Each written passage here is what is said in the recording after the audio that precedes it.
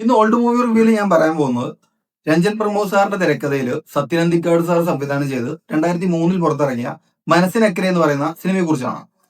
ഈ സിനിമയുടെ ജോണറിനെ കുറിച്ച് പറയുകയാണെങ്കിൽ ഇതൊരു ഫാമിലി ഡ്രാമ കാറ്റഗറിയിൽ വരുന്ന ഒരു ചിത്രമാണ്. പിന്നെ ഈ സിനിമയുടെ സംവിധായകനെ പ്രത്യേകിച്ച് പരിചയപ്പെടുത്തേണ്ട കാര്യമില്ല, കാരണം മലയാളികൾക്ക് എല്ലാവർക്കും സുപരിചിതനായിട്ടുള്ള ഒരു ഡയറക്ടറാണ് സത്യനന്ദിക്കാട് സാർ എന്ന് പറയുന്നത്.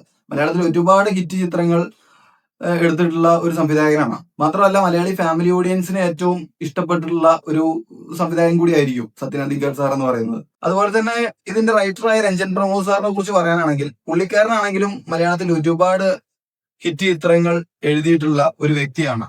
പുള്ളിക്കാരുടെ മറ്റ് ചിത്രങ്ങളാണ് മീശമാധവൻ, അതുപോലെ തന്നെ ലാലേട്ടന്റെ ഫോട്ടോഗ്രാഫർ, നരൻ, ഓ ബേബി, അതുപോലെ തന്നെ രക്ഷാധികാരി വൈജു, എന്നും എപ്പോഴും, അതുപോലെ തന്നെ സത്യനന്ദിക്കാട് സാർ തന്നെ സംവിധാനം ചെയ്തിട്ടുള്ള അച്ചുവിന്റെ അമ്മ എന്ന് പറയുന്ന ചിത്രം. അതുപോലെ ഒരുപാട് ഹിറ്റ് ചിത്രങ്ങൾ എഴുതിയിട്ടുള്ള ഒരു വ്യക്തിയാണ് പുള്ളിക്കാരൻ. പിന്നീട് ഈ സിനിമയുടെ കാസ്റ്റിനെ കുറിച്ച് പറയുകയാണെങ്കിൽ ഈ സിനിമയിലെ പ്രധാന വേഷങ്ങൾ അവതരിപ്പിച്ചിട്ടുള്ളത് ജയറാമേട്ടൻ, ഷീല മാം, ഇന്നസെന്റ് സാറ്, KPSC ലളിത മാം, ഒടുവിൽ ഉണ്ണികൃഷ്ണൻ ചേട്ടൻ, നെടുമുടി വേണു ചേട്ടൻ, മാമുക്കോയ സാറ്, നയൻതാര, ഇങ്ങനെയുള്ള ആക്ടേഴ്സ് ഒക്കെയാണ് ഈ സിനിമയിലെ പ്രധാന വേഷങ്ങൾ അവതരിപ്പിച്ചിട്ടുള്ളത്.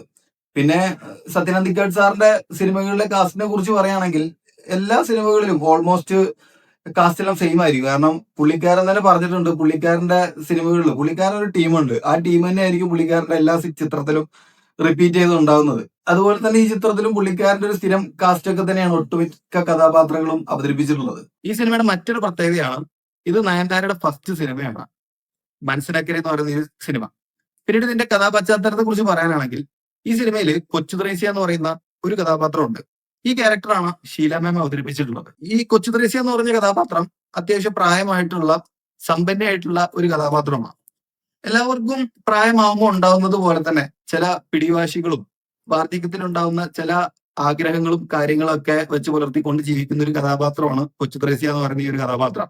അതുകൊണ്ട് തന്നെ കൊച്ചു ത്രേസ്യയുടെ ചില പ്രവൃത്തികളും കാര്യങ്ങളും ഒക്കെ വളരെ നാണക്കേടായിട്ട് കാണുന്ന മക്കളും കാര്യങ്ങളൊക്കെയാണ് കൊച്ചു ത്രേസ്യക്ക് ഉള്ളത്. കൊച്ചു ത്രേസ്യയുടെ മക്കളായിട്ടുള്ള ക്യാരക്ടേഴ്സ് ഒക്കെ അവതരിപ്പിച്ചിട്ടുള്ള സിദ്ദിഖ് സാറൊക്കെയാണ്.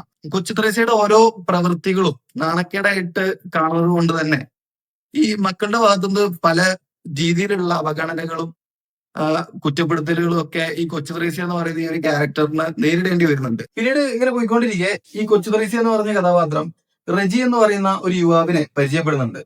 ഈ റെജി എന്ന് പറഞ്ഞ ഈ ഒരു ക്യാരക്ടറാണ് നമ്മുടെ ജയറാമേട്ടൻ അവതരിപ്പിച്ചിട്ടുള്ളത് ഈ സിനിമയില്. ഈ റെജി എന്ന് പറഞ്ഞ കഥാപാത്രത്തിന്റെ അച്ഛനുണ്ട്. ഈ അച്ഛൻ കഥാപാത്രമാണ് ഇന്നസെന്റ് സാറ് ഈ സിനിമയിൽ അവതരിപ്പിച്ചിട്ടുള്ള ക്യാരക്ടർ എന്ന് പറഞ്ഞാൽ. പിന്നീട് ഈ കൊച്ചു ത്രേസ്യ റെജി എന്ന് പറഞ്ഞ ഈ ഒരു ക്യാരക്ടറിനെ പരിചയപ്പെട്ടതിന് ശേഷം പിന്നീട് അവര് വളരെ നല്ലൊരു സുഹൃത്തുക്കളായി മാറുകയാണ്. ഈ റെജി എന്ന് പറഞ്ഞ കഥാപാത്രത്തിന് ഈ സിനിമയിൽ അമ്മയില്ല. സോ അമ്മയില്ലാത്ത ദുഃഖത്തിൽ ഇരിക്കുന്ന റെജിക്ക് ഒരു അമ്മയെ കിട്ടിയ പോലെയായിരുന്നു ഈ കൊച്ചു ത്രേസ്യയെ പരിചയപ്പെട്ടതിന് ശേഷം. അതുകൊണ്ട് തന്നെ ഈ കൊച്ചു ത്രേസ്യയുടെ കൊച്ചു കൊച്ചു ആഗ്രഹങ്ങളും കാര്യങ്ങളൊക്കെ നിറവേറ്റാൻ വേണ്ടി പിന്നീട് ഈ റെജി ഈ കൊച്ചു ത്രേസ്യയുടെ കൂടെ നിൽക്കുകയാണ്. സോ അതിന്റെ പേരിൽ ഈ കൊച്ചു ത്രേസ്യയുടെ മക്കളുടെ ഭാഗത്തുനിന്ന് ഒരുപാട് പ്രശ്നങ്ങൾ ഈ റെജി എന്ന് പറഞ്ഞ കഥാപാത്രത്തിന് നേരിടേണ്ടി വരുന്നുണ്ട്. സോ പിന്നീട് അവർ തമ്മിലുള്ള ഒരു ബോണ്ടും പിന്നീട് എന്ത് സംഭവിക്കുന്നു എന്നുള്ളതൊക്കെയാണ് ഈ സിനിമയുടെ കഥാപശ്ചാത്തലം എന്ന് പറയുന്നത്. മാത്രമല്ല ഈ ഇന്നസെന്റ് സാറും ജയറാമേട്ടനും തമ്മിലുള്ള ആ ഒരു അച്ഛൻ മകൻ ആ ഒരു ബോണ്ട് വളരെ നല്ല രീതിയിൽ തന്നെ ഈ സിനിമയിൽ ചെയ്തു വെച്ചിട്ടുണ്ട്.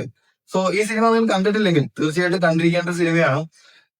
വളരെ നല്ലൊരു ഫാമിലി എന്റർടൈനർ ആണ് ഈ ഒരു സിനിമ. സോ ഈ സിനിമ കണ്ടിട്ടില്ലെങ്കിൽ നിങ്ങൾ തീർച്ചയായിട്ടും കാണുക. ഇത് ആമസോൺ പ്രൈമിലും യൂട്യൂബിലും എല്ലാം അവൈലബിൾ ആണ്. സോ ഈ സിനിമ കണ്ടതിന് ശേഷം നിങ്ങളുടെ അഭിപ്രായങ്ങൾ താഴെ കമന്റ് ബോക്സിൽ അറിയിക്കുക. സോ മറ്റൊരു വീഡിയോ കൊണ്ട് കാണാം. ബൈ.